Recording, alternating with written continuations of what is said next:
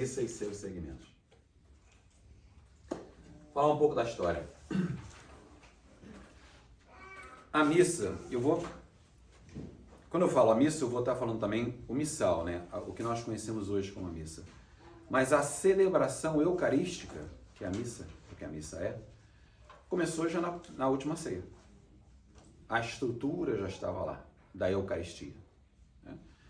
E falamos também que o encontro de Jesus ressuscitado com os Emaús no caminho de Emaús já tinha a estrutura da primeira missa.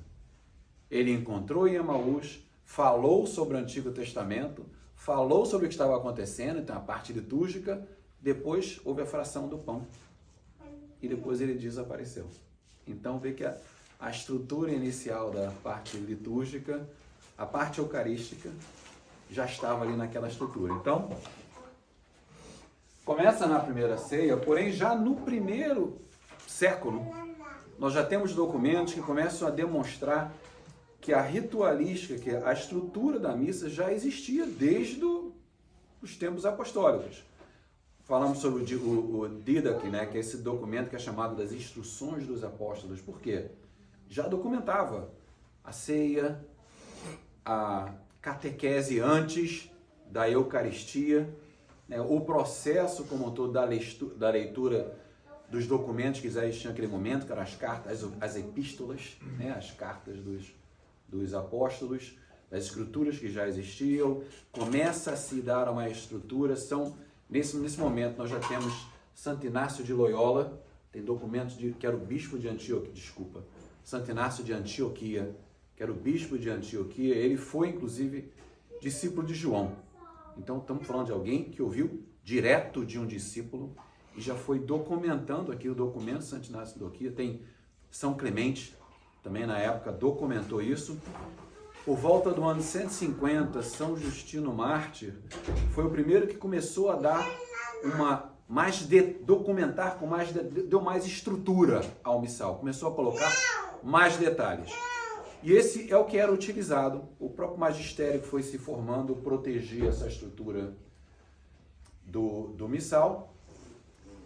Com a libertação através do Edito de Milão, quando Constantino permitiu que os cristãos pudessem professar a sua fé, começa então uma estruturação maior, porque agora você tem um número maior de pessoas celebrando a Eucaristia.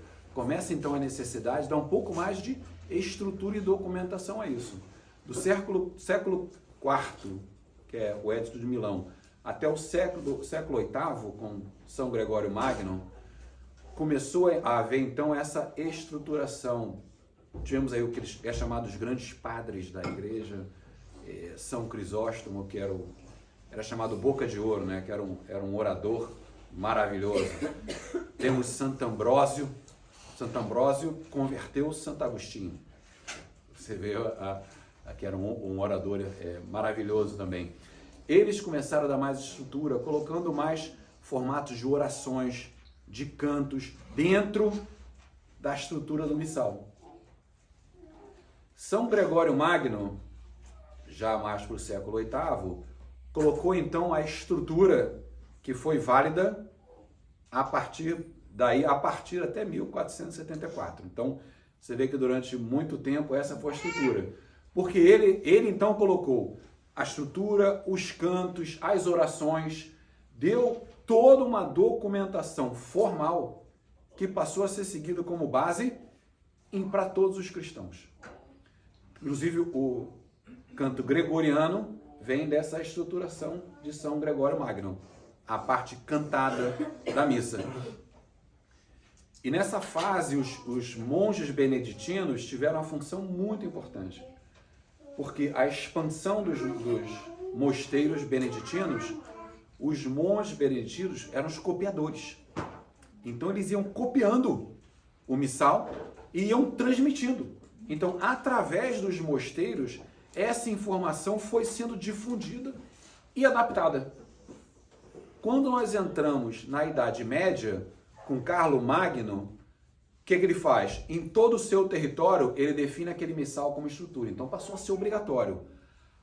Aí virou, grande parte do império estava sobre Carlo Magno, virou parte da estrutura e foi então melhorando e criando mais formato, até que em 1474, quando foi a primeira impressão do missal, ele é então formalizado e foi a base para que Pio V, em 1570, com o Concílio de Trento, então defina aquela estrutura como esse é o missal formal. Aquele ponto já se imprimia todos os missais, a informação foi distribuída. Mais uma vez, o Concílio de Trento veio para dar formalização a uma série de coisas, até luta contra a reforma protestante. Então, aí, essa estrutura se manteve até o Concílio Vaticano II, 1962. Esse era o missal. O missal, essa é a história do missal até o Concílio do Vaticano II. No Vaticano II tem uma mudança que é significativa no missal. O missal todo ele era voltado para a celebração eucarística e para louvar e gratificar a Deus. Então, por exemplo, o sacerdote rezava de frente para o altar, que ficava grudado na parede, de costas para a Assembleia, porque o sacerdote reza para Deus. Não é para nós. É para Deus. Então, todos os gestos são do sacerdote para Deus. E essa era a forma. O Vaticano II traz, então, um foco na participação maior dos fiéis.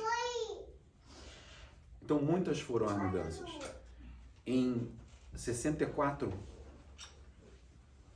Paulo VI começa a pedir para que as igrejas separem o altar. Retirem o altar da parede e tragam o altar mais para frente. Para quê? Para que os sacerdotes passem a rezar a missa de frente para a Assembleia.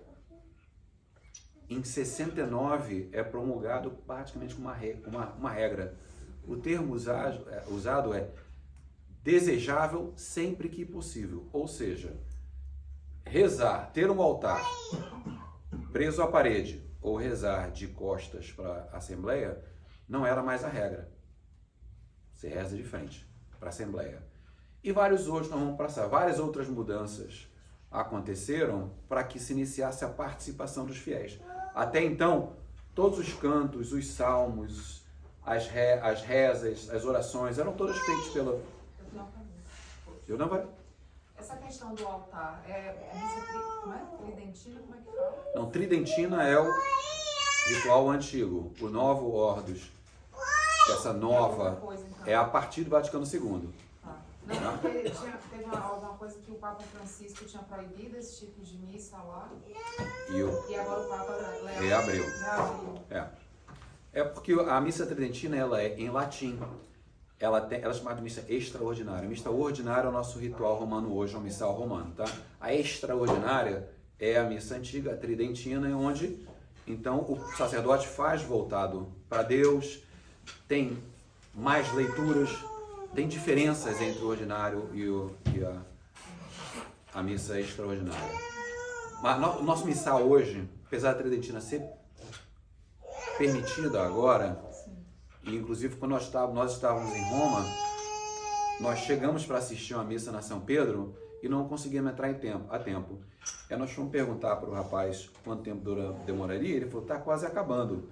Ele falou, mas... acabou de começar, ele falou, não, essa aí foi tridentina, 3h30. Toda em latim. Deve ter sido linda, deve ter sido um espetáculo, na São Pedro. Imagina. Né? Sim. Mas, e foi bonito, porque quando sai, eles abrem os corredores para passar todos os sacerdotes. Uma fileira imensa de sacerdotes.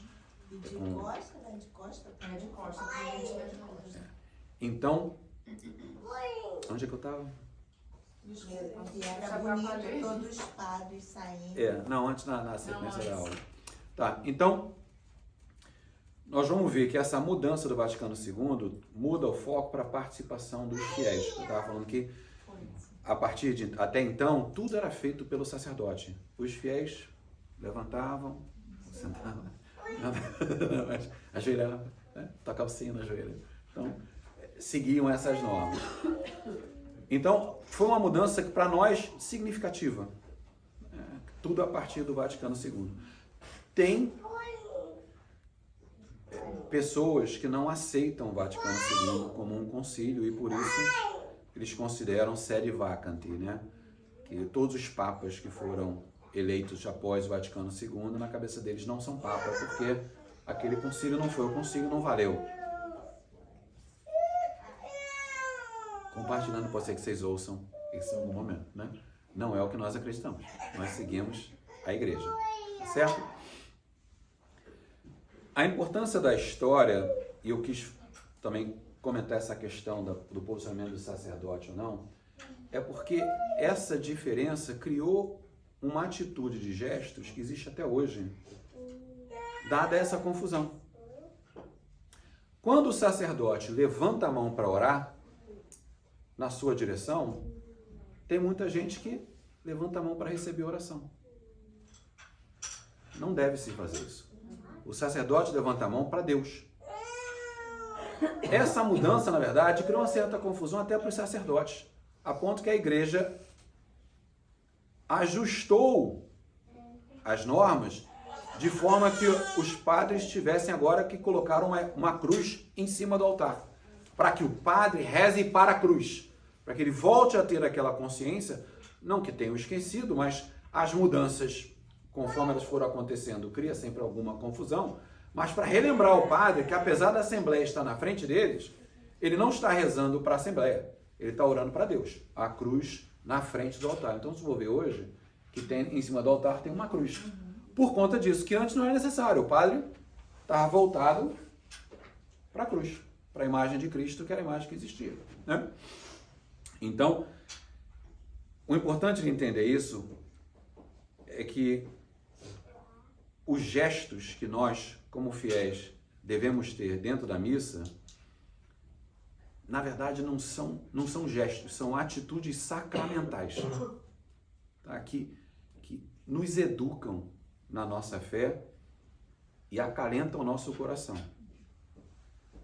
Cada gesto que é aprovado faz sentido dentro daquele momento da missa e tem uma razão. Quando você faz o sinal da cruz iniciando, você está reconhecendo a Santíssima Trindade. Quando você bate no peito, no meia-culpa, é um sinal de humildade, de arrependimento. Quando você faz a genuflexão, é reverência. Quando você faz o sinal na testa, na leitura do Evangelho, é para entender, proclamar e guardar o Evangelho. Então, a vênia na comunhão é reverência à presença de Cristo. Então, as ações não são ações, gestos, não, fazem parte do sacramento. Nos educam e aquecem o nosso coração para aquele momento. Quaisquer outras atitudes não são bem-vindas. E algumas delas são, inclusive, uma agressão à liturgia. Então, falo isso de coração, mas para conhecimento, mas é importante que vocês façam, né? Eu não saio corrigindo gente durante a missa, nem saio julgando, mas eu noto, você nota quando você tem conhecimento. Não se bate palmas em missa de forma alguma. Ninguém bate palma no sacrifício, na morte de Jesus Cristo, que é o que a missa é. Não existe coreografia. É o meu dever e nossa salvação. Não tem coreografia, você não levanta a mão, não existe coreografia, não é. A missa não é momento para atitude espontânea. É um ritual muito definido. Cada oração, cada frase, cada subseção tem um objetivo muito específico na edificação da nossa fé. Eduardo, essa questão da palma, quando o padre canta parabéns para alguém, depois, não é depois da bênção final, às vezes é antes. A missa naquele momento praticamente já acabou. Ah, tá. Se você quer saber se literalmente, não deveria. Não deveria. Ele deveria terminar a missa Da bênção final. da bênção final. Mas onde é que está a flexibilização?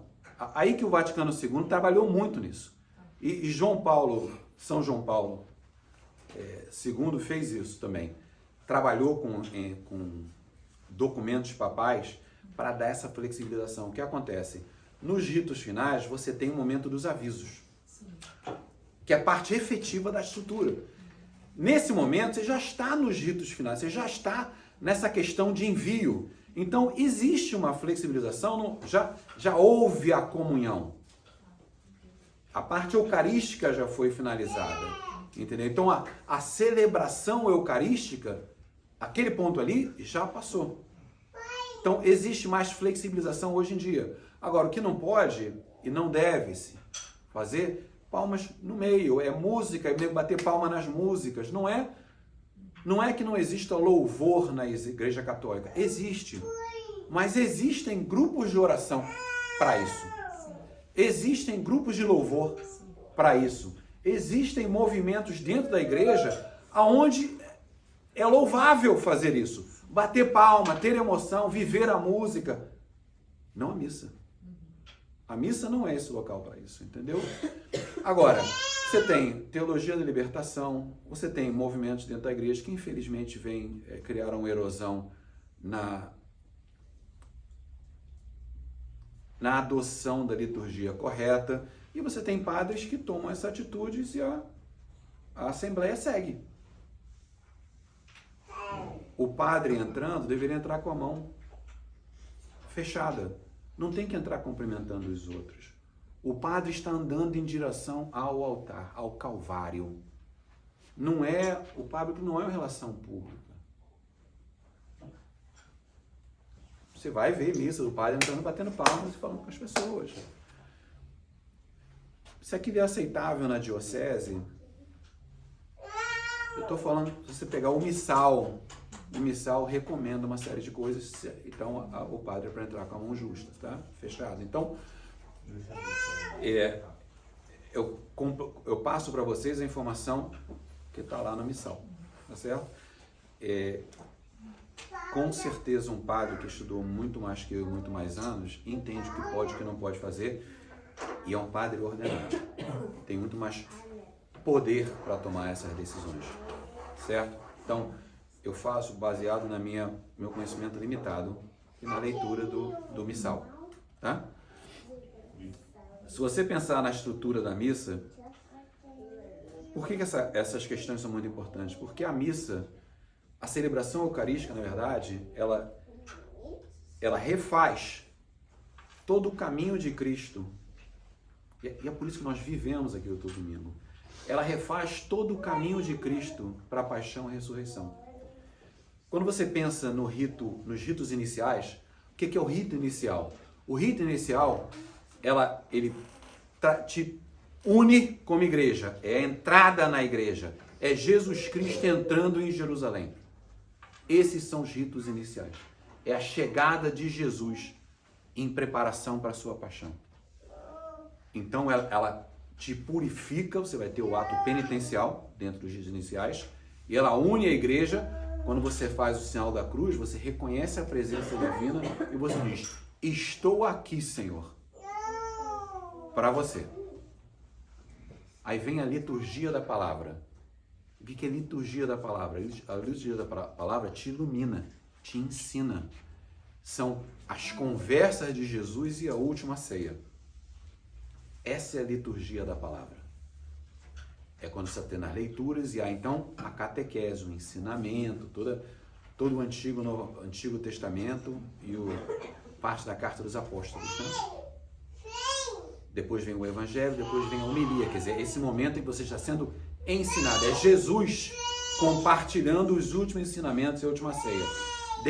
Aí vem a liturgia eucarística, que é a paixão, a morte e a ressurreição de Jesus Cristo.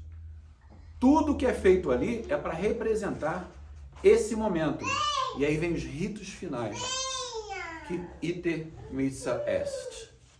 Ide, a missa é terminada. É o envio dos discípulos após a ressurreição. É o momento que o padre fala: a missa ha terminado, vá em paz. Mas muitos falam evangelizar. Né? Que é o momento que ele fala: vá, ide, evangelize. Você foi alimentado. Então, Na liturgia eucarística, ela te consagra e te alimenta, você vive a paixão, a morte e a ressurreição. Nos ritos finais, ele te envia. Então, todo domingo, você passa pela paixão de Cristo. Da entrada em Jerusalém, à ascensão de Cristo. Dentro dessas 4 fases. Muita informação? Tá bom? Eu tô dando assim a história, macro. Agora nós vamos entrar em cada um desses 4 etapas, para entender o que cada uma delas, o que compõe, e uma ideia brava, uma ideia muito breve do seu significado. A missa é chamada de rito, Eduardo? A missa é um dos ritos litúrgicos, mas não se refere à missa. A missa é o grande rito litúrgico, tá? Porque tanto é que você fala o ritual da missa, né? Os rituais da missa.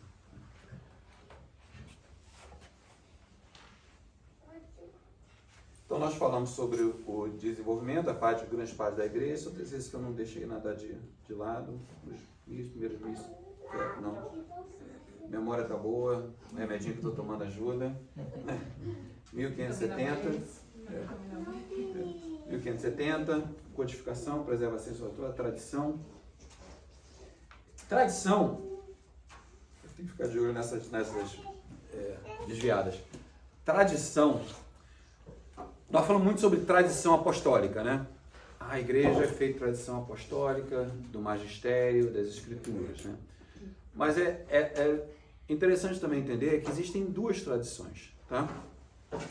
Existe a tradição apostólica. A tradição apostólica acabou com a morte de João.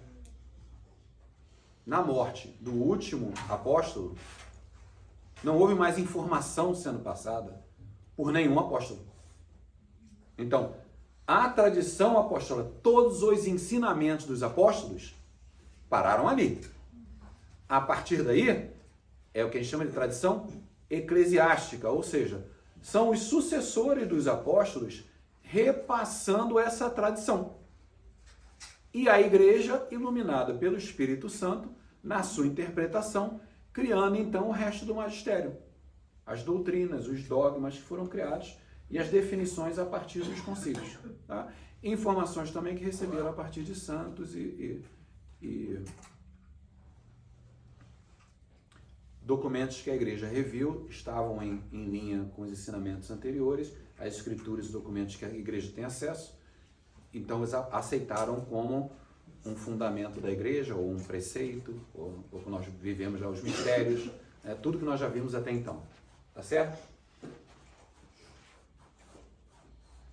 Falamos da estrutura da missa, os judiciais prepara e purifica, a palavra ilumina e instrui, a liturgia eucarística consagra e alimenta, os ritos finais envia e missão. Vamos falar um pouco agora sobre... E aí eu ajudei que tem os bonequinhos, né? Os bonequinhos ajudam a entender a postura. Né? Ritos iniciais. Como eu falei, o rito inicial é o momento que você reconhece a presença divina. E por reconhecer a presença divina, você fica de pé. O que você quer? Glorificar. Você não fica sentado, você fica de pé. É a alegria da missa, aquele momento do reconhecimento da Trindade, da presença de Deus. Então você tem a saudação litúrgica, o Senhor esteja convosco. Ele está no meio de nós, né? Não, bendito seja Deus que nos reuniu de amor de Cristo. Esse momento aqui, tá? Ou seja, faz-se o sinal da cruz, reconheci a presença divina, estou na presença de Deus. Eu falo, em nome, o que vai acontecer aqui será em nome do Pai e do Filho e do Espírito Santo. Então você está chamando a presença divina. O padre ainda diz, o Senhor esteja convosco. E você reconhece, bendito é Deus que nos reuniu no amor de Cristo. Deus e Cristo. Você está, olha a Trindade aí sendo presente.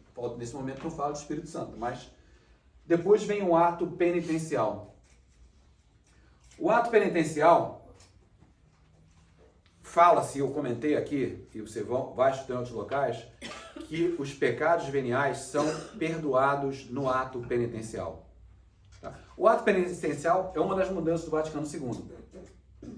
Quando nós rezamos hoje, confesso a Deus Todo-Poderoso e a vós, irmãos, aquilo era o padre que rezava, em silêncio quieto. A Assembleia não participava dessa reza. Porque o ato penitencial o que é?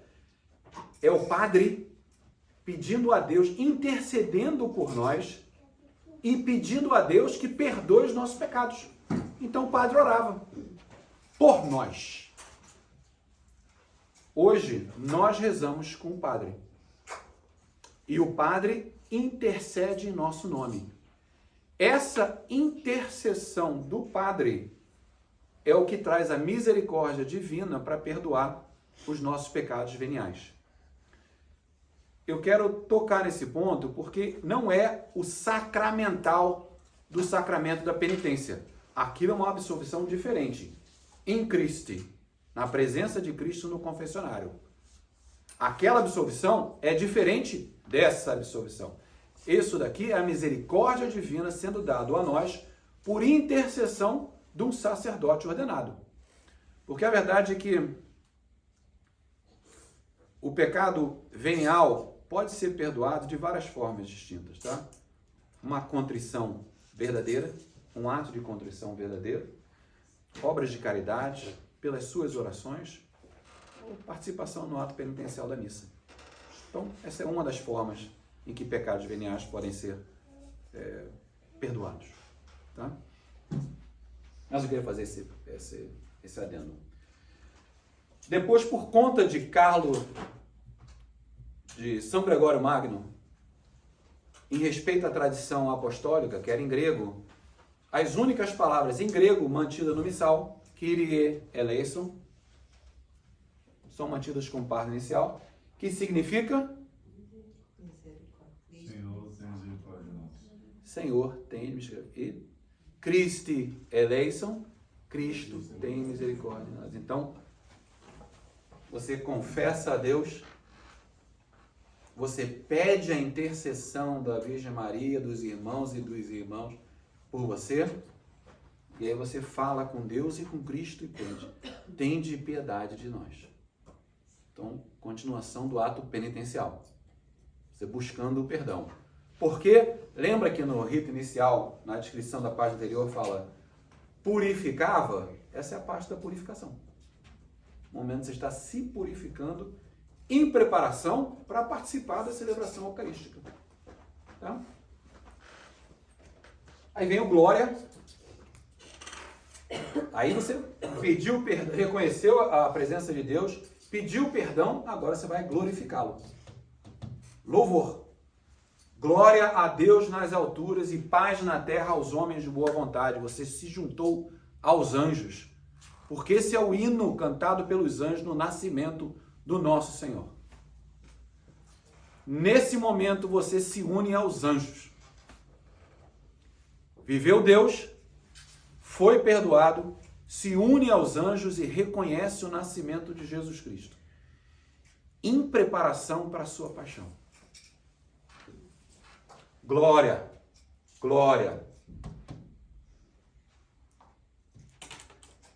Reconheceu Jesus, pediu perdão, louvou ao Senhor. Agora vem a oração da coleta. O que é a oração da coleta? Vamos lá. O que é a oração da coleta?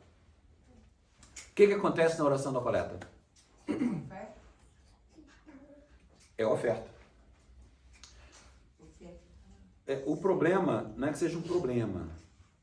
É porque tem muitas dioceses onde esse é o momento em que eles passam a cesta para ajuda, entendeu? Então a pessoa acha que coleta é coleta do dinheiro. Não é coleta de dinheiro. Esse é o momento em que tudo que você ofereceu a Deus, o padre coleta e envia a Deus os nossos pedidos. Mas em que hora a gente coloca isso? esse perdão, esses pedidos de perdão. Tá, de perdão.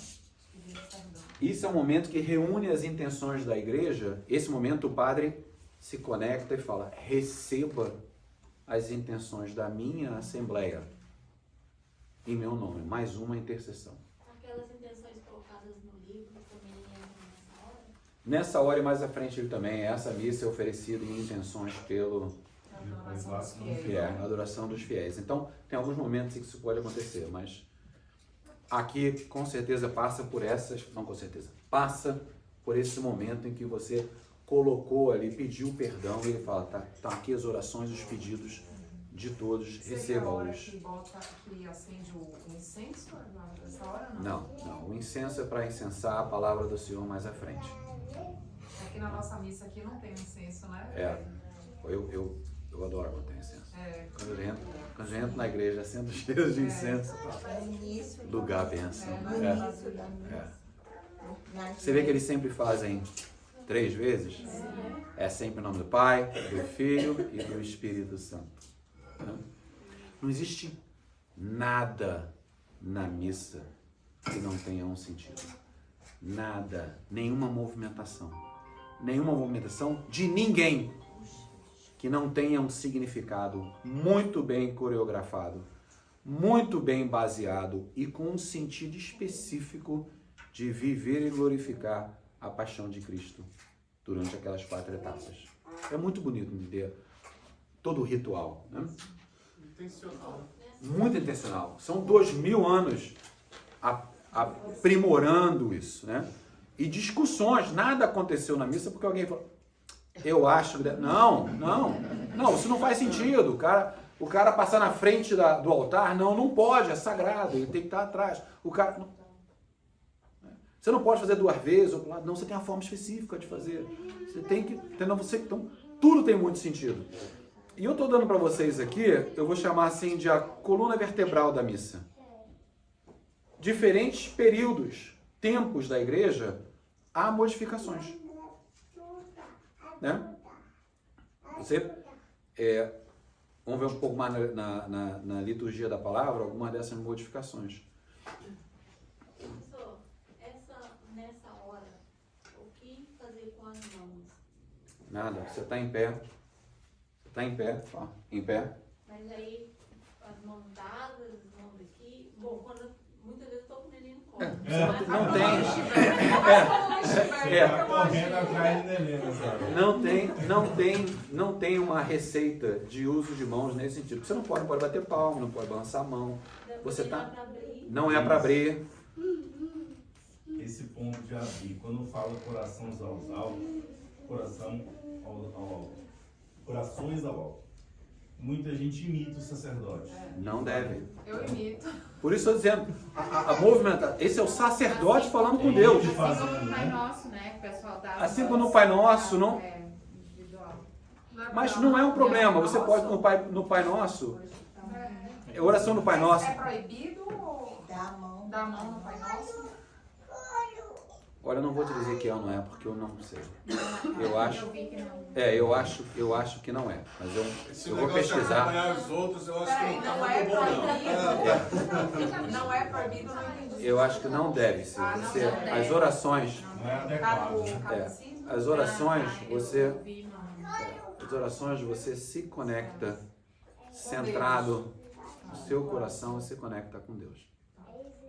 Momento algum você deixar lugar, porque... Momento algum. Esse gesto não é para ser feito. Nenhum Momento algum. Isso são gestos do sacerdote. Quando você faz isso, você cria confusão dos papéis de quem está ali. Você cria confusão na igreja. Isso deve se fazer, não se deve fazer. Então, ao fazer a mão errada, veja bem, você está levando outros errados. Quando levanta o corpo de Cristo.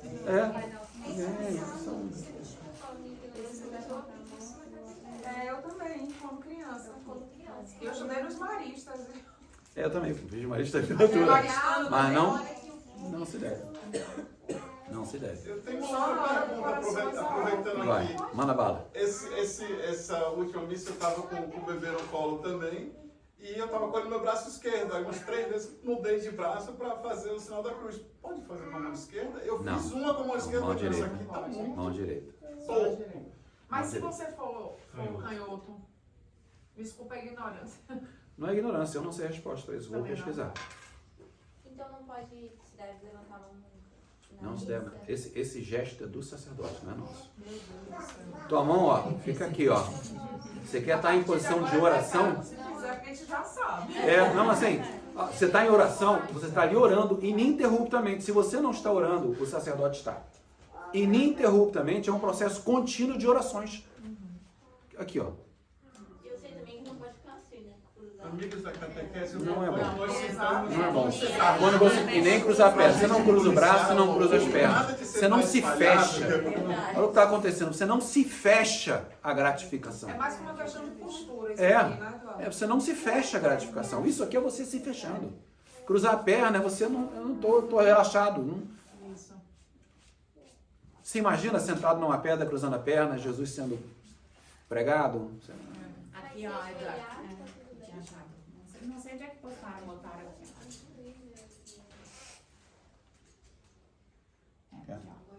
É isso mesmo, mão fechada. Postura Esse é o do mais, padre. postura mais segura. É, que as pessoas não... Mão fechada. Você não quer estar aqui? Está apoiando meu braço, está apoiando na cadeira, não tem nenhum problema. Mas No hand holding, ó, no glória a Deus nas alturas. Não é local de coreografia. Não é, assim, eu não falo isso contra nada e ninguém não, mas é lembrar o que é a missa. Entendeu? É lembrar o que é a missa. Eu uso Na muito hora do pra glória, trás, assim, cara. Não tem nenhum problema. Na hora do glória, não pode nem fazer assim, não. Não. Não. Isso é gesto do sacerdote. Essa questão, você começa a criar a dúvida sobre os papéis. Qual é o papel do sacerdote? Qual é o papel do fiel? Quem está fazendo o quê? Você cria confusão. Eduardo, Entendeu? eu tô achando isso aqui ainda mais coerente agora. Eu anotei, fiz questão de anotar. Eu coloquei a missa e a celebração da morte e sacrifício de Jesus. Não cabe atos impossíveis. Não cabe, mas é o que eu falei, não é local para atos espontâneos ou coreografias pessoais ou porque assim Eu tenho o costume desde o princípio, Deus esteja conosco. Aí eu sempre faço isso. Mas... E eu acho que muitas vezes a gente está sendo induzido ao erro. De repente, se a gente tivesse uma todo mundo filmagem, faz, você assim como se você fosse uma antena e está recebendo. O coração já alto, eu sempre levantei. Coração ao alto, você está levantando o coração, né? Assim, mas as pessoas vão fazendo, vai se fazendo. A intenção da catequese é mostrar o que é certo e o que é errado, Acho que entendeu? agora é pecado se fizer, hein, galera? Agora vocês já sabem, né? Vou lá na minha catequista. É.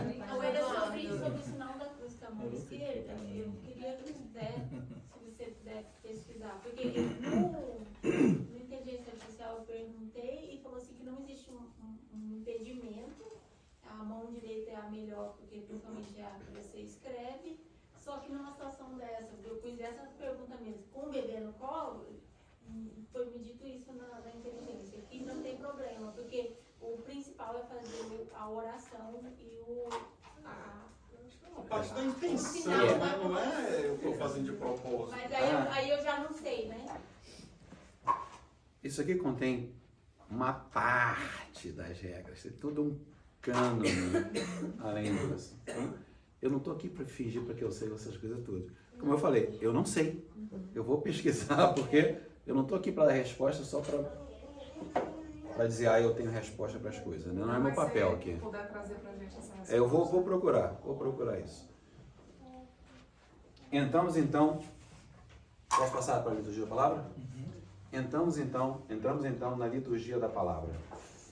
Lembra bem, essa é a parte que nos ilumina, que nos ensina. Estamos aqui agora na última ceia. Jesus, os apóstolos e nós, recebendo ensinamentos. Primeira leitura, Antigo Testamento. Necessidade de reflexão sobre a preparação para a vinda do Messias, a história da nossa fé. Isso não existia antes do Vaticano II. até o Vaticano II, existia a leitura, lembra? Basicamente desde da morte dos apóstolos. Era uma leitura das epístolas e depois do Evangelho. Porque essa era a catequese. Era viver a palavra do Senhor, mas também era a catequese. Era o momento em que as pessoas tinham conhecimento, passavam o conhecimento através da leitura das cartas dos apóstolos sobre a verdade de Jesus Cristo. E lembra que durante 350 anos eles faziam isso em catacumbas, escondidos, em casas, né? Então era uma coisa, nem sempre se tinha, você não podia marcar toda quinta-feira para se reunir, né? Então era esse processo da celebração eucarística era também um momento de catequese. O salmo responsável. Uma pergunta sobre a primeira leitura. No outro dia eu vi, não sei se foi o padre Adriano Zandoná ou o padre Paulo Ricardo falando, que o folheto não é para você ler na hora que o padre ou a pessoa está lendo, é para você ler antes ou depois, que a palavra é para ser declamada. É isso porque aqui na igreja a gente tem a televisão e muita gente eu vejo que acompanha. Eu procuro não Quem olhar, está eu lendo, fico assim. quem está lendo, não está lendo. Sim. Está proclamando a palavra. Então, naquele momento você escuta, você ouve. Se não é a sua língua e você quer ler, ou você não está escutando direito, você precisa, para ter um entendimento melhor, você lê. É uma acessibilidade. É uma acessibilidade. Por exemplo, tem vezes que eu estou indo à missa, ou a missa em espanhol, ou a missa em inglês, ou o microfone, o sotaque da pessoa está um pouco difícil de eu entender, e eles estão... Mas eu vou ler, porque eu quero entender a palavra do dia. Entendeu? Mas, no momento que a palavra está sendo proclamada, você fica em reverência, sentado. Porque sentado, você presta atenção. E é por isso que você está sentado. Para que a tua atenção seja total, você não está preocupado que você está ajoelhado, você não está em pé, você está sentado, é hora de prestar atenção. Tá? Vem o salmo responsorial, mais uma vez, no início, na igreja primitiva, cobria-se parte dos salmos como uma forma de rever a sabedoria do Antigo Testamento. Vaticano II trouxe de volta o salmo e a participação dos fiéis no salmo. Porque antes disso, cantava o coral ou o padre. A igreja não participava do salmo. Hoje nós participamos. Tem um refrão, nós cantamos o refrão para reforçar e a pessoa que está lendo o salmo ou lê ou canta a parte fora do refrão de cada um dos salmos. Segundo a leitura do Antigo Testamento, aí não estamos falando das epístolas, se manteve a carta dos apóstolos. Tá? Eduardo, quando é que o salmo não é lido ou não é cantado, é lido? Não sei se é uma regra, eu vou pesquisar também. Porque, na minha opinião, a decisão da... Opinião, tá? É decisão da igreja. Porque eu já fui a missas no Brasil, por exemplo, que o salmo é totalmente falado. E, em tempo comum, eu não estou falando em missas especiais. Missa em tempo comum, onde não há uma razão para nenhuma modificação no ritual, o salmo é falado. E aí, numa outra missa, o salmo é cantado. Desculpe tanta pergunta, porque eu faço parte Não, da por favor, liturgia da palavra, né? Eu já ouvi falar também que quem faz a primeira leitura não deve pode fazer a segunda e não... Nem o salmo. Nem o salmo. Tem que ser sempre pessoas diferentes. É. Porque Fred Sempre que possível.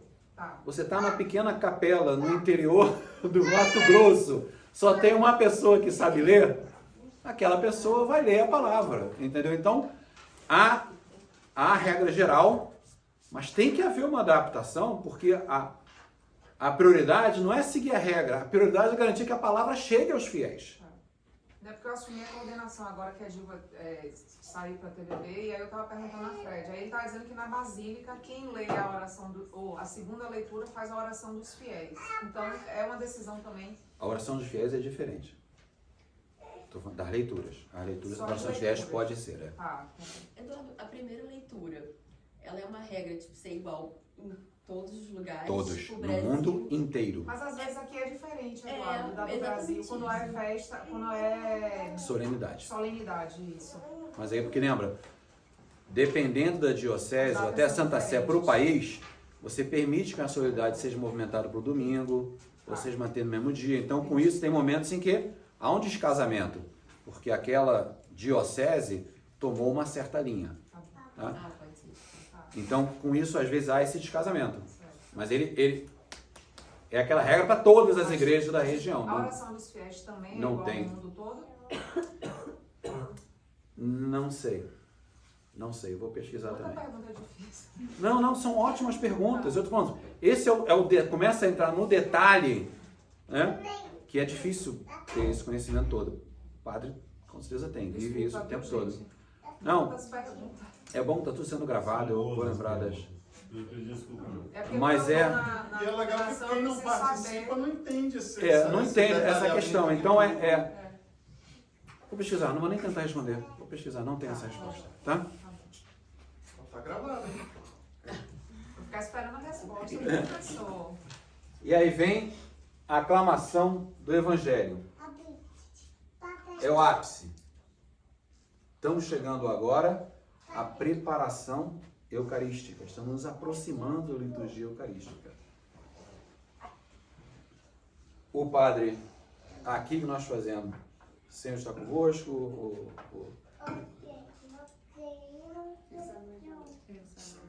Aleluia. o aleluia, e depois vem primeira leitura da primeira carta de Lucas. Aí você faz o sinal da cruz, as 6 cruzes, e aí o padre vai começar a ler o Evangelho. Lê-se o Evangelho, após o Evangelho vem a homilia, que é uma pregação. Não é uma explicação, é uma pregação. E essa pregação tem uma linha central que tem que ser igual no mundo inteiro. Um padre não pode interpretar aquelas leituras como ele quer. Ele pode adicionar coisas que fazem sentido para a comunidade, para permitir que a mensagem central seja melhor compreendida. Tá?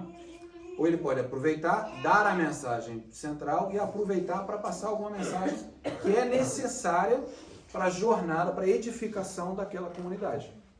Porque é o momento que todos estão prestando atenção ao padre. Então é um momento mais forte em termos de comunicação. Tá? Até então, na leitura, tem gente que viaja. Né? Mas na homilia, não. O padre está até olhando para você. Não é você. Eu estou acordado. E aí é a pessoa do Cristo mesmo falando. Em pessoa, em Cristo, que eles chamam. E qual que é o documento, então, que eles usam para ter certeza que eles estão alinhados, estão com o que vai ser falado? O missal, o próprio missal deles dá a linha do que eles têm que falar. Porque existe o Ah, no livro, missal tá aí? Tem isso? o livro, Baseado no Evangelho do dia? não, esqueci agora, me faltou o nome do livro. Tem o livro que dá as regras da missa. Esse é o livro do padre. Ali tem o que o padre deve falar.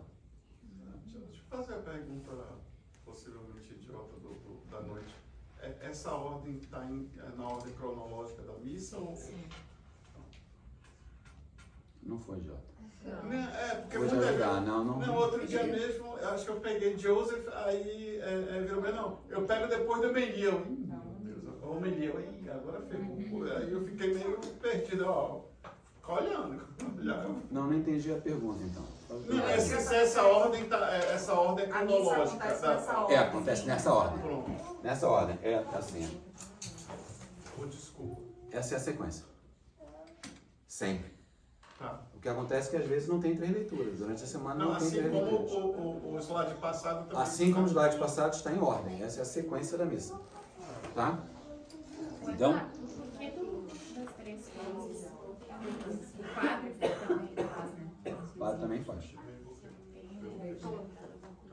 Não é porque Motivo é tem para que você entenda, proclame e guarde perguntar isso também, Eduardo. as palavras do Evangelho. Eu ia perguntar isso também, porque eu geralmente falo na mente, né? Pelo sinal de Santa Cruz e não deve se falar. É que eu compreenda, que eu proclame, que eu guarde as palavras do Evangelho. Que acontece antes dele fazer a homilia. Então você está dizendo, eu vou escutar a palavra do Senhor. Então, E o próprio que eu padre compreenda, faz também. Que eu compreenda. que eu proclame, Que eu guardo. que eu guarde. Esse foi Compreenda o- na sua mente, proclame na sua boca, guarde em seu coração.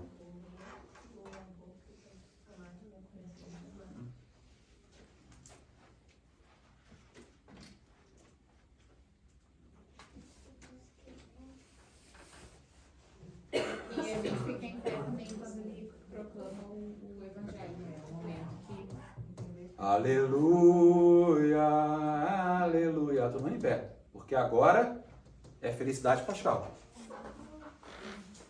Aleluia.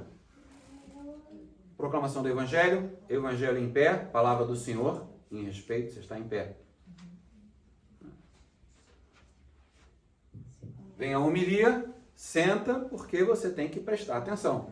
Então você senta, vai. Na hora que o padre levanta o evangelho, antes da proclamação do evangelho, a gente deve fazer a reverência com a cabeça? Pode fazer ou não, não tem que, mas é uma reverência à Escritura. Muita gente faz, não é um problema. E aí, muitas vezes nesse momento é até com é insensado, porque ali é a palavra do Senhor. Entendeu? Por isso que às vezes ele mostra, dependendo se você está na basílica, ele mostra a palavra a todos os fiéis. Tá? Então, é o ápice, nós estamos no ápice da liturgia da palavra. Tá? Passamos pelo entendimento da palavra, passamos pela homilia, todos então nos unimos à igreja do mundo inteiro e professamos a nossa fé. Creio em Deus Pai Todo-Poderoso. Profissão de fé. Acabou a profissão de fé, nos unimos à igreja, vem então a oração dos fiéis. Oremos ao Senhor. Aí agora ele está nos preparando, passando as orações e nos preparando para entrar na paixão, na morte e na ressurreição de nosso Senhor Jesus Cristo, que é a parte da liturgia eucarística. Estou te devendo 15 respostas. Bom que tá gravado. Deixa eu só fazer mais uma pergunta Eu faço muita inocente. Não, por favor, a aula, as perguntas engrandecem a aula, senão isso aqui é um monólogo. Deixa eu fazer mais uma pergunta besta aqui do iniciante.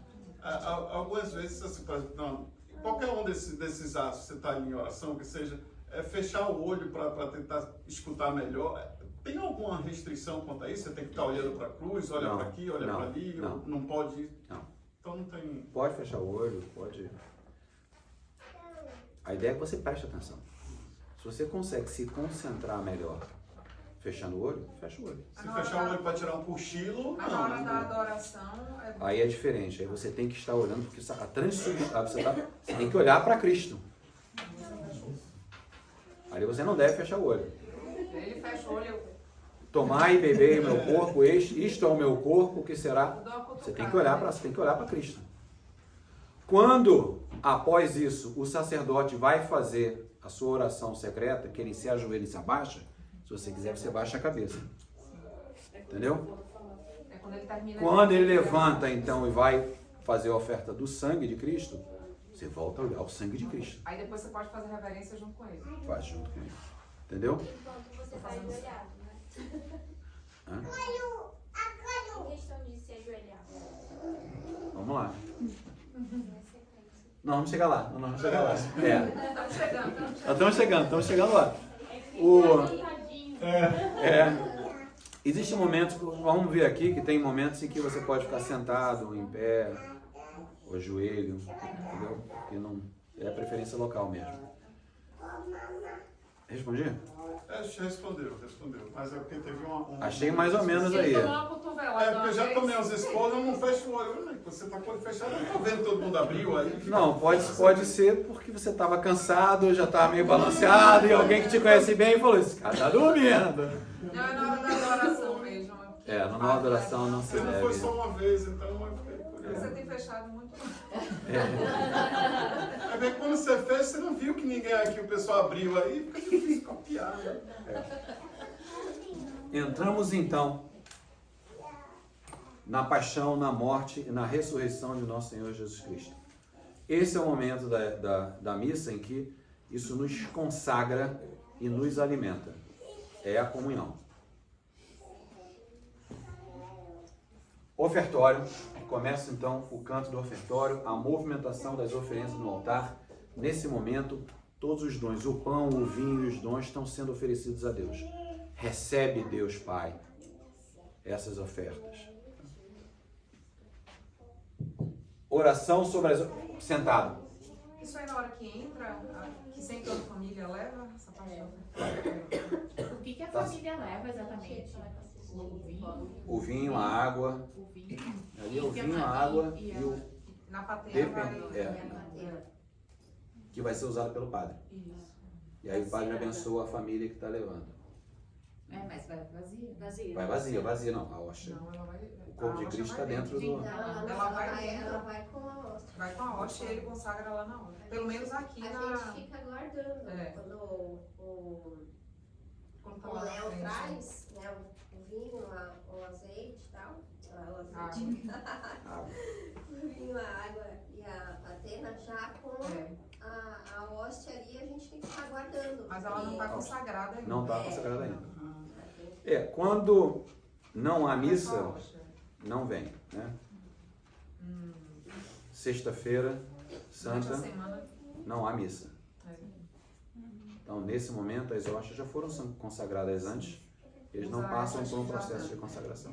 Mas normal, a hóstia entra junto com as pessoas trazendo, corrigindo. Oração sobre as oferendas. Orai, meus irmãos e irmãos, para que nosso sacrifício seja recebido. O Senhor recebe pela sua mão esse sacrifício. Nós respondemos. Tá? Veja bem, isso aqui tudo é a preparação do pão e de vinho para a substanciação. Então, estamos rezando a Deus, o sacerdote e nós. Prefácio e santo. O Senhor esteja convosco. Aí começa a coreografia. Não vai. Agora a gente vai falar. O Senhor esteja convosco. Ele vai no meio de nós. Ninguém tá com o olho fechado quando abre, aí fica assim. O que está acontecendo? Né? Isso que aconteceu. Principalmente o primeiro que fez isso foi isso. O que está acontecendo todo mundo? Ninguém tem que levantar a mão. Né? Isso, é por isso que ele toma muito pelado. Aí começa a coreografia. Não tem coreografia, né? O Senhor esteja convosco. Está no meio de nós. Corações ao alto. Nosso coração está em Deus. Aqui, né? É nosso dever e nossa salvação. Acabou. Fechado. Não tem. É nosso dever e nossa salvação. Ainda faz a reverência. É nosso dever e nossa salvação. Até né? domingo passado. Mas quando fala, professor, demos graças ao Senhor, você não faz reverência, não? Não. Nossa, você está olhando para o Senhor. Você também estava até domingo agradecendo. Não, mas eu tava com Clarissa. Eu tava na inocência, porque eu estava copiando. Tá. Então, professor, de que horas pode? É engraçado, porque na missa em inglês também é diferente, né, talvez. Mas na hora do creio, quando fala Hail Mary, né, fala primeiro, todos fazem. Quando se cita o nome da Virgem Maria ou de Jesus Cristo, você tem que fazer reverência. E do meio do credo, não do apostólico. Mas o inglês, que é o... Que é o niceno constantinopolitano. Ele tem inteiro esse momento que você... Agora a missa toda só fala uma vez em Nossa Senhora. Ele só faz reverência uma vez, né? Qual vez? Ele fala na hora, aí vai passar ele. E quando fala o nome de Jesus Cristo, Também, você tem que fazer reverência. Mas assim, deve-se. A dúvida é o seguinte, eu vejo as pessoas fazendo a reverência ao Senhor Jesus, mas não à Santíssima Trindade. Por exemplo, quando fala o nome da Santíssima Trindade junto, eu não vejo ninguém fazendo vênia. Tem que fazer vênia? Não tem que fazer vênia? Não? Só no nome de Jesus Cristo. E quando fala Jesus Cristo, fala Nosso Senhor, não. Jesus Cantado Cristo. também ou só falado? É só o nome mesmo, Jesus Cristo. Não, é porque tem Quando hora que que Jesus Cristo é canta cantado? várias vezes na missa, inclusive. Não, nas orações, na música, não. Não. Assim, isso aqui é pano de fundo. Aquelas, se não são as orações cantadas, as orações cantadas são diferentes de música. Você vê a diferença das duas coisas, né? Quando está preparando o pão, via passo, às vezes os músicos entram uma música de fundo, na oferta entra uma música de fundo, durante a comunhão tem uma música de fundo, isso aí não sei. Isso é música, mas muitas vezes o glória é cantado. Assim como Né? quando passa por um crucifixo, né? Pra buscar a família. Fazer a reverência. Sim, porque você está usando a chegada Sim, de Jesus Cristo. quando sai o coroinha, sai com o crucifixo e tal. Assim faz a reverência nessa parte, Eduardo? Ele O passa, Jesus- tá passando. Como Eu Jesus, vejo né? gente, eu fico na dúvida. Eu vejo sempre gente faço que a faz. Eu faço a reverência toda, eu não vi nada escrito sobre se deve, se não se deve fazer. Eu faço. Eu tenho um andar na frente do meu quarto, sempre que eu passo, eu faço reverência, faço sinal da cruz. É reverência. E tá ok, né? E o padre, quando é o padre, nada a ver fazer. Não. Porque fica confuso nessa oração com o padre. É para cruz. É pra cruz. Pra cruz. É a chegada de Jesus Cristo em Jerusalém, né? Aquilo ali é no rito inicial. Não, eu falo na hora que a família traz o ofertório, sempre o coroinha vem na frente com Jesus. Ali eu não faço, eu faço só na entrada, só no rito inicial. Então nessa hora não precisa fazer. Eu não vi nada escrito sobre esse gesto. Os gestos são muito claros. Meia culpa, tá? Genuflexão, sinal da cruz. Esses gestos todos são muito claros. É dito, você deve fazer. Você deve fazer a vênia no nome de Jesus Cristo. Deve fazer a vênia no nome de Maria. Esses gestos são, tem que fazer. O resto, você está correndo alguns riscos. Mas você fazer um sinal da cruz, não tem risco nisso daí. Entendeu? Agora, você fazer coreografias... Já entendemos. Já nos sentimos ridicularizados. Não, eu fazia também. Você vê todo mundo fazendo, você acredita que aquilo é a prática. Né? Oração eucarística, prefácio, ele vem do santo. Santo, santo, santo, Senhor Deus do universo. Agora estamos louvando, agora estamos abrindo o céu. O teto da igreja se abre, o céu se abre, comunhão dos santos. Oração eucarística, muda o sino. Agora o padre está começando a preparar o pão e o vinho. Aqui está começando a acontecer a transubstanciação. Aqui ele faz a chamada para a transubstanciação. Tomar e beber, isto é o meu corpo, que será. A mesma coisa para o sangue, comer. Sacerdote, a doxologia, ele eleva o cálice, a patena, é quando ele fala. Aí ele se une a Deus. Por Cristo, em Cristo, com Cristo. Só ele levanta. Você vai na missa, tem gente repetindo as palavras do padre. Não se repete a palavra do padre. Mas tem que estar de olho aberto, né? Tem que estar de olho aberto, Tem que estar de olho aberto. Não, nada disso. Tu tá adorando ali. Nada, assim. E não se repete as palavras do padre. É o padre fazendo a oração. Essa é a função do sacerdote. E diz que tem alguns padres no Brasil que pedem, né, para os fiéis repetirem. Eu já vi isso no Instagram. Muita gente fica nessa dúvida. Tá. É a oração do padre. Aquela oração do padre. Os fiéis, tanto é que se olhar o missal, quando é projetado, fala todos, ou fala a hora que nós falamos. Se não está ali a hora que nós falamos, não é para falar. Né? É isso aí. Convite passando para nós, aí chamamos ao Pai Nosso. Juntamos, oramos, falamos em nome e falamos: Pai Nosso, que está no céu, santificado seja o vosso nome. Perdoai-nos. Eu adoro que a turma toda fala perdoai-nos. Eu acho incrível, quando estou puxando o texto, às vezes na igreja, e a pessoa está com o papel na frente, o papel está escrito perdoai-nos, e a pessoa, perdoai os nossos pecados, mas no fim fala, livrai-nos de todo mal. Então, Não faz sentido, né? entendeu? Não gosto do nós, não fala nunca, mas tira uma, tá com o papel na mão, aí eu ouço, tudo bem. Mas isso é muito comum. É muito comum. É mais comum do que a pessoa falar perdoai-nos. Muitas vezes está projetado, está escrito perdoai-nos. É a Assembleia, perdoai os nossos pecados. O amém no Pai Nosso. Defenderei meus amigos, peço desculpas, é sem querer. E a E omissão muitas do- vezes a gente percebe quando Exato, faz. A omissão do amém, né? O amém A no Pai omissão do Nosso. amém também, porque a oração não terminou. Tá, terminou, é. Entendeu? Nossa, mas é coisa automática, né? Esse é difícil. Não, mas hoje em dia, já, Não, é... quando há projeção, eles A professora que fica bem claro. omitiram o amém. Omitir o já é. amém. Aí o povo Mas fala, sempre "Omitir tem o um- amém." Sempre tem. Nos livrarmos do mal, omitiram o amém.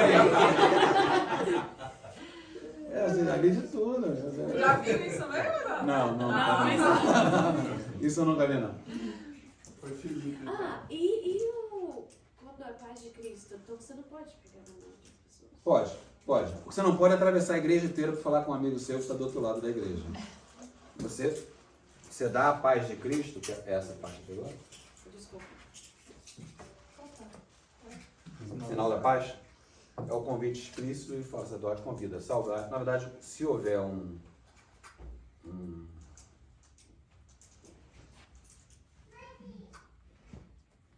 Convite, uma abertura. Rapaz, às vezes a palavra vai embora. O sacerdote. Vai vir. Saudai-vos ao rosto em Cristo. E aí você vira para o lado e fala, a paz de Cristo, a paz de Cristo, a paz de Cristo, a paz de Cristo. Tudo bem. Pode abraçar, se pode. Pode abraçar, não tem problema. Mas não é, veja, você ainda está no meio da celebração, não é... Aí, paz de Cristo, paz de Cristo! Não é festa, não é momento de festa social, não estamos chegando no local. A paz de Cristo tem uma pessoa lá, eu estou gravando do lado, eu sempre abraço a paz de Cristo. E esse ato se estende, por exemplo, no final da missa, ainda está lá, paz de Cristo. Porque você é uma comunidade, você conhece um montão de gente, então às vezes eu estou lá, se tem uma pessoa do outro lado que eu conheço, a paz de Cristo. Não, mas tipo assim, terminou já a missa, já saiu, já está ali do lado de fora, continua a paz de Mas Cristo. você pode dar paz de Cristo qualquer hora. A qualquer hora, você pode chegar aqui e falar paz de Cristo. Hã? Não é todo padre que faz isso. Aqui da você pode missa. chegar pra ela e falar paz de Faz Cristo, parte do pelo missal. amor de Mas, Maria. porque assim, eu tô perguntando isso porque aquele padre que foi, né? Dificuldade, Que foi você não sabe convidado. aonde colar. Porque às vezes tem os padres que deixam para fazer no fim da missa. Só que eles E aí só esquece. criticam, copia e cola quando eu tô errada. Quando eu tô certa, Não, é porque... É porque nesse padre que ele foi convidado, eu não lembro o nome dele agora. Eu até perguntei pra Clarice, mas por que ele não falou isso pra ele? Mas eles perguntam a gente. Eles perguntam a gente. Eu perguntei a Clarice, tá vendo? Faz parte da fórmula. Você já pula, né? Você tem que ver também que você tem os tipos... Meu Deus. Tem os tipos de... Vai dar 9 horas, né? Tem os tipos de... Você tem os padres celebridades. Às vezes você vai ver alguns deles que não são na verdade... Tem padres que são só digitais, não tem uma paróquia. Então você começa a ver algumas mudanças ali, mas a fórmula é pré-escrita. Tá? Sacerdote, então, aí tem a comunhão em si, a fração do pão. Veja bem, o sinal da cruz, a fração do pão e o convite à comunhão, todos fazem parte do rito da comunhão. Isso aqui poderia ser indentado. Tá? Então, o rito da comunhão se faz o sinal da paz, paz distributivo, fração do pão e o convite à comunhão. Há então a comunhão. Feita a comunhão, o missal diz que você pode fazer o que você quiser. Se você quiser sentar na cadeira e viver a comunhão sentado, está tudo bem. Se você quiser se ajoelhar, você se ajoelha. Se você quiser ficar em pé, você fica em pé. Eu tenho uma pergunta mais. Vai lá. Antes disso, antes da comunhão, na hora que o padre ele termina de fazer a substanciação, Substanciação. aí ele comunga, né? E aí ele vai dar aos ministros da Eucaristia. Que horas a gente pode levantar quem está ajoelhado nessa hora? Fala de novo. Está ajoelhado, aí o padre está fazendo, né? Ele comunga, e aí geralmente ele vai dar a comunhão aos ministros da Eucaristia. A gente pode levantar depois que ele comunga? Depois que ele comungou, você pode se sentar. Eu vejo A muita tradição, gente ficando- o mais tradicional, na verdade, é que você fica ajoelhado até a hora que você vai receber a missa, a hóstia. Você fica ajoelhado na hora que a acolhida vem no seu lado e fala, na hora que você levanta para receber a comunhão. Esse é o mais tradicional. Certo? Você vai sempre ver dentro do permitido pessoas que agem mais devotamente ou não, tá? Convite à comunhão, comungou, depois de comungar, acabou a comunhão, o padre fala, oremos. Eis o Cordeiro de Deus, aí não levanta a mão. Não, é só ele. Esquece o mundo.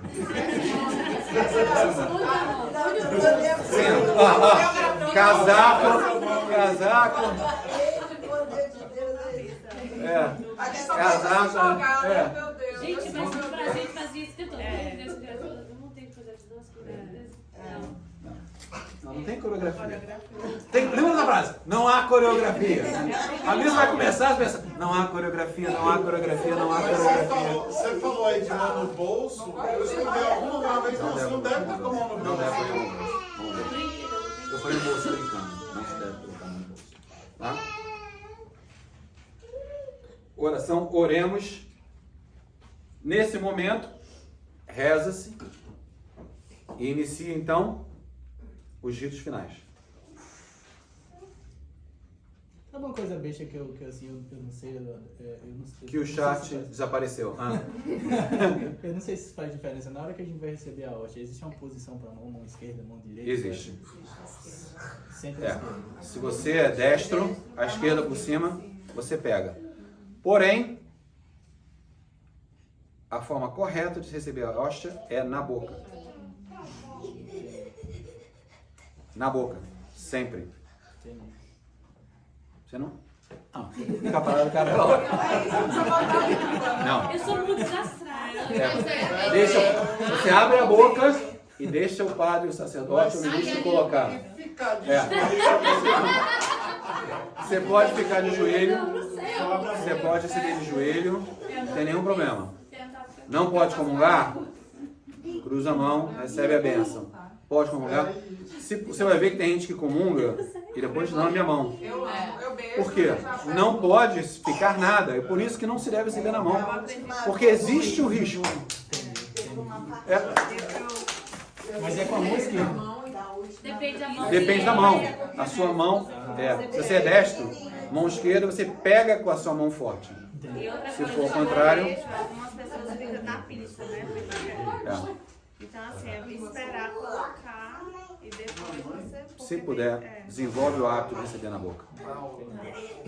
Essa é a forma certa. Essa é a forma certa. Por conta da Covid, começou a se mudar. Mas a Covid já acabou. Na boca. Sem a língua. Vai ser estranho. De início vai ser estranho. Mas depois, com o tempo, você fala, o problema é do ministro. Entendeu? É uma coisa Ele que fala, corpo de Cristo é o corpo de Cristo. Você fala, amém? Entendeu? Não é? Amém. Não. Amém? Antigamente eu percebia que na hora que o padre falava da paz, para dar a paz, né, geralmente o pessoal apertava as mãos, hoje o pessoal faz muito. E eu acho que isso mudou. Por conta da Covid, irmão. Você pode virar e apertar a mão, não tem nenhum problema. Mais uma vez, o que não pode é virar celebração, festa. Não é social. Né? Então, o chart daqui do... E a questão de receber ajoelhado ou em pé, Eduardo? Tá ok, né? Tá ok, Eu acho muito bonito as pessoas que recebem de joelho. Eu pessoalmente acho muito bonito. Geralmente a pessoa mais velha, eu fico com pena. Mas esse é o sacrifício, né? Então vem os ritos finais. Ritos finais são os avisos, a bênção final e o id, é o envio. Ele fala, vai em paz, a ideia é vai em paz com Deus, Deus os acompanhe. Alguns falam evangelize, ide, evangelize. Mas esse é o momento que está te enviando para viver o que você se alimentou na missa e evangelizar no que for possível. Tá?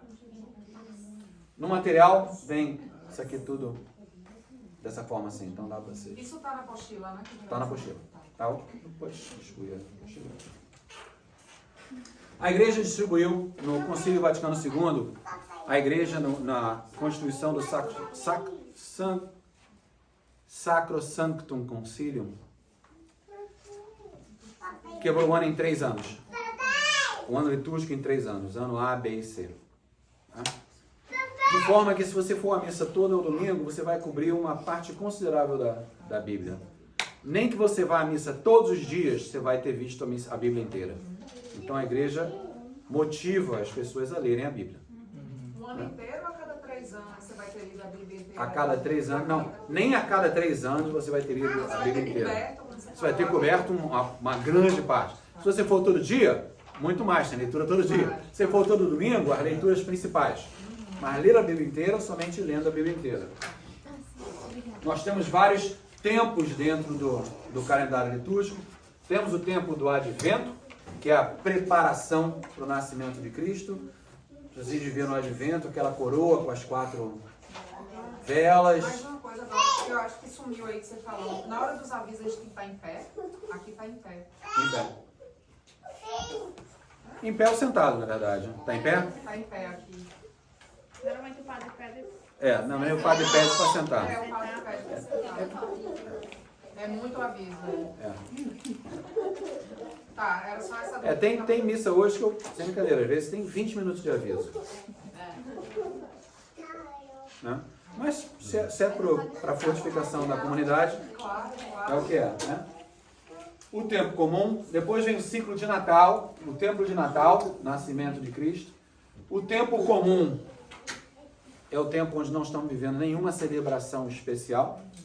Na verdade, tem 2 tempos comuns entre o ciclo de Natal e o ciclo de Páscoa. Vem o tempo comum, preparação para a Páscoa, Quaresma, tempo de reflexão. Na Páscoa, na Quaresma, você vai ver modificações na missa.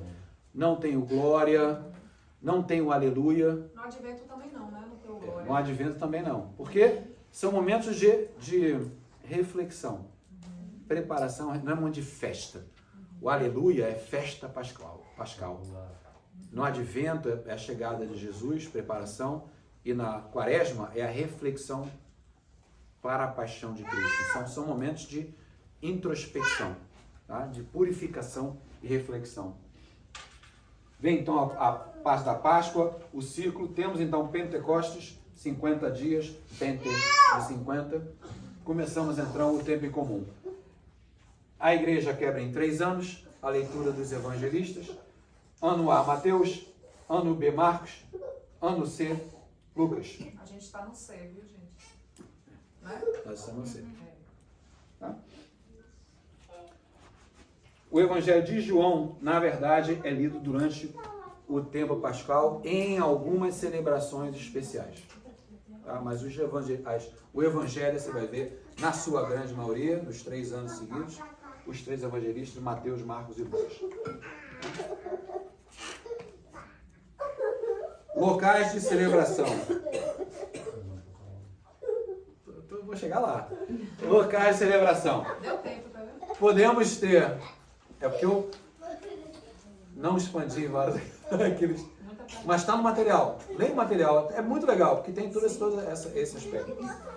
Igreja e catedral. O edifício principal onde ocorrem as missas. Qual é a diferença entre igreja e uma catedral? A catedral é a igreja central de todas as igrejas, é onde tem a cátedra, onde fica o bispo.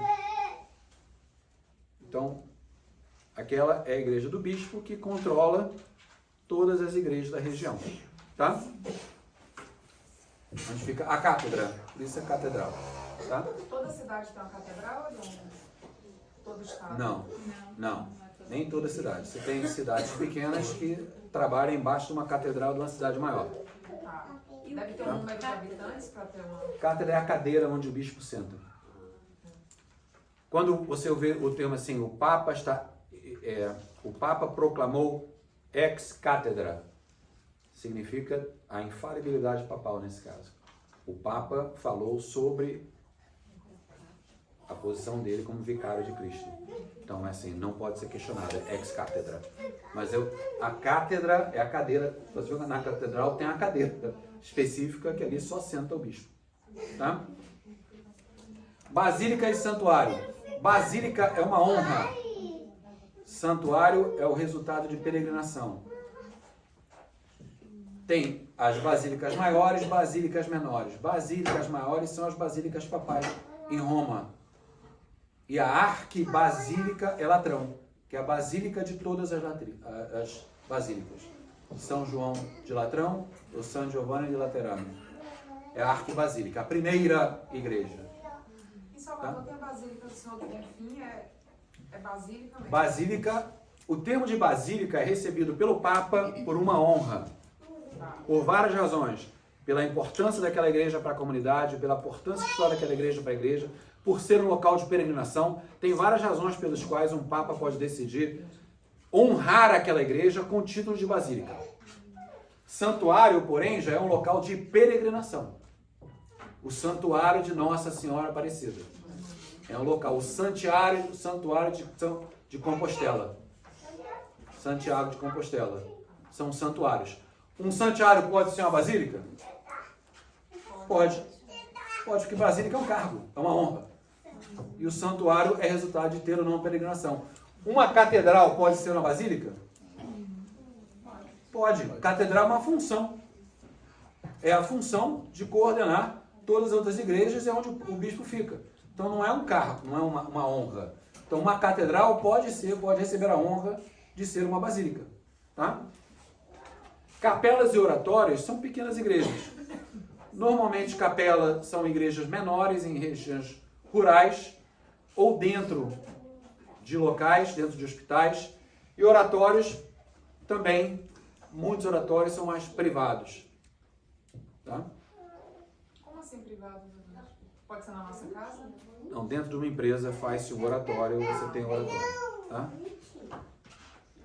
Você pode ter um oratório na sua casa sem nenhum problema, só não pode rezar missa lá. Sim. Né? Mas geralmente a gente chama de altar, né? Você se chama de altar, a área de oração. Mas tem gente que chama o padre. Tem gente que monta uma capela dentro de casa. Né? E o padre vai. E chama o padre para rezar missa, mas ele montou uma capela em casa. Sim, isso é permitido, então. É permitido, é permitido. Ele não pode reter a hóstia em casa. Isso não pode. O padre que vai rezar nessa capela doméstica leva a hóstia. O corpo de Cristo, o corpo de Cristo não pode estar fora da igreja. Eu li sobre isso. Tá? Ou da igreja, da basílica, ou da catedral. Sim, ele leva, mas ele pode. Ele pode distribuir, mas Mas ele pode consagrar também. ele pode consagrar lá, mas a pessoa não pode reter. A pessoa não pode assim, eu quero fazer adoração todo dia, então quero ter um corpo de Cristo ininterruptamente aqui na minha casa. Não só que um casamento ele não pode celebrar fora da igreja. O casamento não deve ser celebrado fora da igreja. E uma capela?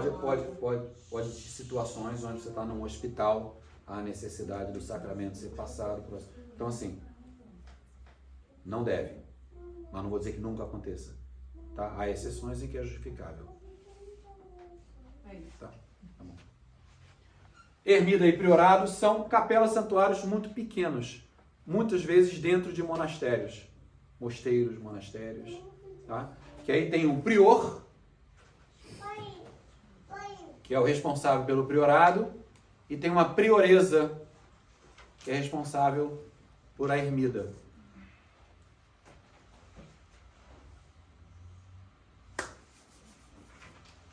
Monges, freis e freiras.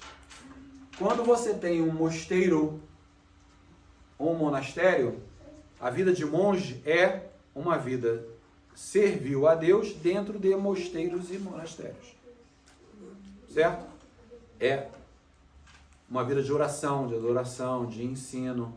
Agora, vocês têm as ordens que fazem a mesma coisa para o mundo. que são os freis, os franciscanos, os beneditinos, que têm essa mesma missão, mas agora em contato com o mundo externo. Então você tem o lado da igreja, que é um lado oratório e contemplativo, uma vida de monastério. E você tem o lado da igreja, que são os que vão em missão de evangelização. Que aí você tem essas ordens, os agostinianos, beneditinos, franciscanos, que são os freis, que vivem em comunidade. Podem ser padres? Podem. Monges podem ser padres? Podem. É muito comum um monge, porque ele está em vida contemplativa e estuda muito, pegarem o sacerdócio. Até porque eles rezam missa nos mosteiros, né? Então precisa dos padres. A mesma coisa com freis. Tem muitos freis que decidem passar pela ordem, mas não querem ter uma paróquia. Não querem administrar uma igreja, não querem estar fixa no local. Eles preferem viver dentro de uma comunidade, dividindo com outros freis aquela vida mais itinerante muitas vezes. Agora, eles podem decidir ser somente religiosos, fazem voto de pobreza, de castidade e de obediência da mesma forma, mas não querem a ordem, não recebem o sacramento da ordem, não são padres. Tá? Então você pode ter freira, não pode ser padre. E nós, lembra na hierarquia que nós falamos, 650 mil religiosos, 450 mil freiras. Então, são esses religiosos das ordens. Inclusive, o Papa, quando assumiu, ele falou que nenhuma mulher pode receber a ordem. Abade, abadia é um mosteiro. Abade, porque vem na palavra Abba, pai. Então, é o pai de todos os monges. Então, o abade é o senhor principal de uma abadia, de um mosteiro. O prior é a mesma coisa, é uma abadia menor, mas tem a mesma função. E a prioresa é quando você tem um convento feminino e ela é a administradora daquele convento feminino. Madre e chefe, é a prioresa.